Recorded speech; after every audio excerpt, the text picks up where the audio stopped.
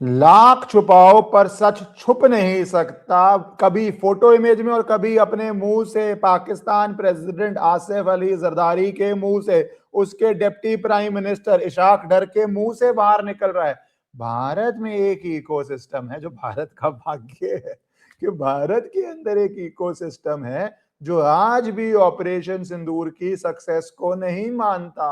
But अब उनको रोना आएगा क्योंकि आसिफ जरदारी को मानना पड़ रहा है, डिप्टी प्राइम मिनिस्टर को मानना पड़ रहा है। वैसे ये पाकिस्तान की भी बात छोड़ो, पूरा वर्ल्ड मान रहा है। अब आप हैरान हो गए मैं क्यों कह रहा हूं पूरा वर्ल्ड क्या मान रहा है, मैं आसिफ जरदारी बताते ही हूं। पूरा वर्ल्ड इसलिए मान रहा है क्योंकि एक होता है नैरेटिव, बोलने में कुछ भी बोल दो, but where you put your money, कहां आप पैसे लगाते हैं वो सब सच्चाई दिखाता है। पैसे कहां लगा रहा है वर्ल्ड, वो बताऊंगा। किसके साथ जाके वर्ल्ड किसका मिलिट्री इक्विपमेंट खरीद रहा है? चाइना का। पाकिस्तान के अंदर चाइना का मिलिट्री इक्विपमेंट था, चाइना का ज्यादा खरीद रहा है या भारत का खरीद रहा है? उससे आपको दिख जाएगा, क्योंकि पीआर गेम्स के हिसाब से देश अपनी नेशनल सिक्योरिटी नहीं चलाते। तो वो मैं आपको बताने जा रहा हूं। यूएस का जो ड्रामा चल रहा है उसके अपने जियोपॉलिटिकल इंटरेस्ट हैं, और ट्रंप तो हर चीज बोलता है। मैं जो बोल रहा हूं वो नेगोशिएशन टैक्टिक है। मैं जो भी बोल रहा हूं उसमें मुझे ये देखना है कि मेरे को क्या भाग्य है, मेरा क्या फायदा है, मेरे देश का भाग्य किस दिशा में जाएगा। उसकी अपनी स्ट्रैटेजी है, जो भी है नहीं है। पर जो बाकी देश हैं इस वर्ल्ड में जिनको वेपन्स खरीदने हैं, उन्होंने एक बहुत बड़ा प्रूफ दे दिया। पर पहले जरदारी पे आ जाता हूं। जरदारी भैया जो इतनी देर से डिनाई कर रहे थे कुछ हुआ नहीं, कुछ हुआ नहीं, कुछ हुआ नहीं, एक फ्लो में एक स्टेटमेंट में है, तो वो भी ना नेपो किड। वहां के नेपो किड क्यों है? बेनजीर भुट्टो से शादी करी, उसके बाद मिस्टर 10% नाम बना, जेल में सड़े, बेनजीर भुट्टो की असैसिनेशन हो जाती है। आज भी किसी को पता नहीं किसने करवाई, पर उस असैसिनेशन का एक बड़ा बेनिफिशियरी जरदारी होता है। जरदारी को कितना बेनिफिट हुआ है उसके बाद आप सब जानते हैं। प्रेसिडेंट बनता है, आलीशान जीवन जीता है, दोबारा प्रेसिडेंट बनता है, लंबी एक स्टोरी है उसकी, राइट? वो सबको पता है। तो ये जरदारी, अकल तो इसमें कितनी होनी है आप सोच ही सकते हैं। अपने मुंह से बोल पड़ता है कि अरे हुआ क्या, कि जब एक स्टेटमेंट दे रहा होता है, बात कर रहा होता है और अपनी बहादुरी दिखाने के लिए बोल रहा होता है, बट रियलिटी उस बहादुरी के अंदर भी आ जाती है। क्या बहादुरी दिखाने की कोशिश करता है? कि मेरे पास लोग आए, उन्होंने, मिलिट्री सेक्रेटरी आया और उसने आके कहा जरदारी साहब एक बंकर में, तहखाने में छुप जाओ जहां पे इंडिया के बॉम्ब्स आप पे ना गिरे, please go to a bunker. But Zardari क्या करता है? बोलता नहीं नहीं नहीं नहीं, मैंने तो मना कर दिया, मैं नहीं गया। अब पहला सवाल, अगर आपको लग रहा है आपके मिलिट्री सेक्रेटरी, जिसका काम है, मिलिट्री सेक्रेटरी आया था, ये कोई नॉर्मल नहीं आया था स्टाफ, मिलिट्री सेक्रेटरी की एक असेसमेंट होती है, उसको ऊपर से आदेश आते हैं। उनकी असेसमेंट में जहां जरदारी था वो भी अटैक हो सकता था और उनके पास कोई सेफ्टी नेस्ट नहीं था। तभी वो आके कह रहा है कि बंकर में घुस जाओ, तभी वो कह रहा है बंकर में घुस जाओ। और बहुत लोगों ने उस समय रिपीट भी किया था कि भैया ये बंकर में चला गया था।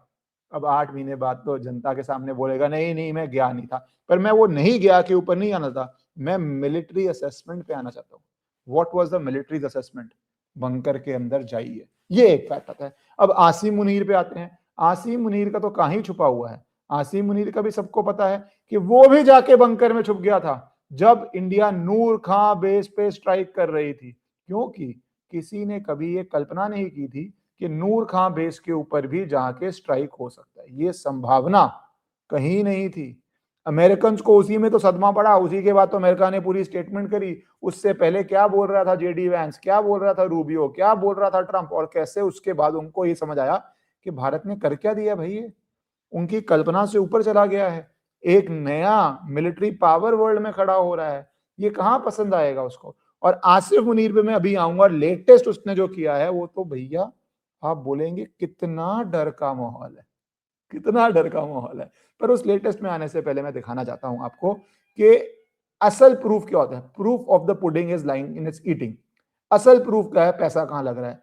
पैसा ये लग रहा है कि इंडिया के जो ब्रह्मोस थे उनकी सक्सेस ये हुई थी कि $450 मिलियन, आप इसको इंडियन करेंसी में कैलकुलेट कर सकते हैं, उस लेवल की, उस अमाउंट की ब्रह्मोस मिसाल लेने के लिए ये देश आ रहे हैं। क्योंकि इन देशों को लगा कि जो जो इन्होंने देखा है उसके अंदर बेस्ट ये है। कोई भी देश अपने देश के लिए बेस्ट वेपनरी लेता है प्राइस के हिसाब से, प्राइस टू इफेक्ट। और भारत ने तो बैटल टेस्टिंग कर दी लोगों की, तो अपने देश में ही टेस्टिंग होती है, टेस्ट रिपोर्ट कितनी सही होती है, कितनी फौज होती है, it's a very big business. आज भी यूएस में कितने स्कैंडल्स हैं कि वेपन्स जो बनाए गए वो चाहिए थे नहीं चाहिए थे, उनकी परफॉर्मेंस क्या थी, परफॉर्मेंस इवैल्यूएशन क्या है, बिग कंपनीज हैं और एक क्लोज कंपनीज हैं, नॉर्मल आदमी तो बिजनेस कर नहीं रहा, only very few are doing it. बहुत वहां पे चलता है कंट्रोवर्सी इस बात को लेके। पर जो बाकी देश ले रहे हैं उनको तो लेना जरूरी है। वो देश कह रहे हैं कि हमें ब्रह्मोस चाहिए, इससे बड़ी सक्सेस क्या हो सकती है। अच्छा, डेप्टी पीएम पे भी आ जाते हैं, डेप्टी पीएम के भी बताते हैं, क्योंकि नूर खां एयरबेस कितना डैमेज हुआ ये मान ही नहीं रहे थे। अब सर्वेज और पिक्चर्स आ रही हैं कि रीबिल्डिंग हो रही है। Pakistan is rebuilding the Noor Khan airbase. भैया रीबिल्ड तो तभी करोगे ना जब डिस्ट्रॉय हुआ है।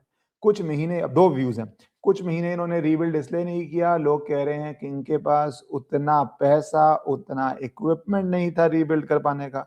कुछ लोग कह रहे हैं कि अगर ये रीबिल्ड करते तो इतनी एक्टिविटी होती है, इतने बड़े बड़े आपको पता है वहां पे ट्रॉलर जाते हैं, हैवी इक्विपमेंट जाता है, क्या वो छुपा नहीं सकते। तो जैसे ही अगर ये उसी समय रीबिल्ड करते तो सैटेलाइट में आता जैसा अब आ गया, तो इनको लगा 6-7 महीने बाद जब वर्ल्ड भूल जाएगा तब रीबिल्ड करें। कुछ लोग कहते हैं पैसे ही नहीं थे रीबिल्ड करने के, ये अब आपकी चॉइस है, आप क्या मान लो। पर इनका डिप्टी पीएम क्या मान गया, ये बोलता है 36 घंटे में एटलीस्ट 80 ड्रोन भेजे गए थे, 80 थे या 800 थे, मैं फिगर्स पे नहीं जा रहा, मैं ये जा रहा हूं भेजे गए। अगर आप 80 भेज सकते हो तो आप 800 भेज सकते हो, है ना, ये तो मानेंगे नहीं और ये बड़ाई भी करेंगे अपनी। बट फैक्ट तो कहीं निकलता है ना, दुश्मन का फैक्ट बहुत इंपॉर्टेंट होता है। ये कहते हैं 36 घंटे में एटलीस्ट 80 ड्रोन भेजे गए थे और इतना बड़ा ऑपरेशन था पाकिस्तान के अगेंस्ट, है ना। और न्यूर खां एयरबेस इससे हिट होती है। फिर वो कहता है हमने 80 में से 79 इंटरसेप्ट कर लिए, पूरी स्टेटमेंट देनी चाहिए उसकी, कर लिए भाई। पहले तो तू खुद ही मान गया, एक ने हिट किया पर वो छोड़ दे, तू खुद ही मान रहा है 80 आए, तू खुद ही मान रहा है नूर खान एयरबेस पे खतरा था, तू खुद ही अब इमेजेस दिखा रही है नूर खान एयरबेस रिपेयर हो रहा है। तो देखिए, चाहे उनका प्रेसिडेंट हो, चाहे उनका डिप्टी पीएम हो, चाहे जो भी हो, अलग अलग तरह से बात आ रही है। पर मैं आना चाहता हूं फील्ड मार्शल के ऊपर, क्योंकि field marshal is the best example of क्या भय का माहौल है, क्या डर चल रहा है। अब आते हैं आसिम मुनीर पे। अब दो चीजें हैं, आसिम मुनीर के डर की बात करें या आसिम मुनीर को बधाई दें। चलो पहले बधाई दे देते हैं, उनकी बेटी की शादी हो गई है अपने भाई के साथ। बहुत ही अच्छी इंटरेस्टिंग प्रैक्टिस है पाकिस्तान में कि आप अपने फर्स्ट कजन से शादी कर लेते हैं, चाचा ताया के बच्चे से आप शादी कर लेते हैं पाकिस्तान में। मैं सोचता हूं घर के अंदर अगर आप शादी कर लेते हैं तो फिर तो गर्लफ्रेंड्स कितनी होती होंगी, अफेयर्स कितने होते होंगे, क्योंकि बहुत सारे अफेयर शादी में रिजल्ट नहीं करते, बहुत सारे शादी में करते हैं। बड़ा इंटरेस्टिंग ट्रेंड है पाकिस्तान के अंदर। पर ये जो अब सामने आ रहा है तो बधाई दे देते हैं पहले तो कि भैया फील्ड मार्शल आसिम मुनीर की बेटी की शादी हो गई है कासिम मुनीर से, जो आसिम मुनीर का भाई है, और बोथ पैटर्नल कजन्स ने रावलपिंडी में शादी करी। या फिर आप इसकी बधाई दे दीजिए। अब मैं कुछ फैक्ट्स पे आना चाहता हूं कि फैमिली अफेयर है, सब कुछ फैमिली में ही रखो, है ना, सब कुछ फैमिली में रखो। एंड पाकिस्तान लुक्स अवे कि ये जो कजन मैरिज की अटैचमेंट है, ये ट्राइबल छोड़ो, रूरल छोड़ो, इलीट्स में भी है। मेडिकली आपको पता है कितना खतरनाक है, अक्रॉस द वर्ल्ड डाटा पे डाटा आ चुका है किस तरह इससे चाइल्ड बर्थ में प्रॉब्लम हो सकती है, इन्फेंट मोर्टालिटी रेट का क्या हो सकता है, बच्चे को क्या फिजिकल हेल्थ मेंटल प्रॉब्लम्स हो सकती हैं। सबको अच्छा विश करेंगे, बट ये आपको पता है डाटा। पर मैं तो सबसे ज्यादा हैरान होता हूँ सोसाइटी कैसी है जहां पे आप पाकिस्तान के अंदर फर्स्ट कजन से आप इस तरह की शादी करवा दें, सेकंड कजन से करवा दें। अजीब ही वर्ल्ड चल रहा है। बट उससे भी रुकिए आप, उससे भी रुकिए, ये तो बधाई की चीज है, आगे जो कॉन्सिक्वेंसेज होंगे वो होते ही हैं। बट इस पे आइए डर पे। आसिम मुनीर की फोटोज वायरल हो रही हैं, फील्ड मार्शल तो बन गया है पर हर समय बुलेट प्रूफ जैकेट पहन के घूम रहा है। कितना भय है भाई, कितना डर का माहौल है, कितनी इसको बोलते हैं टेंशन है भैया। या इसको अगर देसी भाषा में बोले, बॉलीवुड भाषा में बोले, तो कितनी आपकी फटी पड़ी है कि आप बिना बुलेट प्रूफ के बाहर घूम नहीं पा रहे। अच्छा, और ये नहीं है कि ये जो बुलेट प्रूफ पहन के घूम रहा है, ये घूम रहा है कि बॉर्डर एरियाज में जा रहा हो, है ना, कि भैया पता नहीं पाकिस्तान में कहां से इंडिया अटैक कर दे, बॉर्डर एरियाज में नहीं है।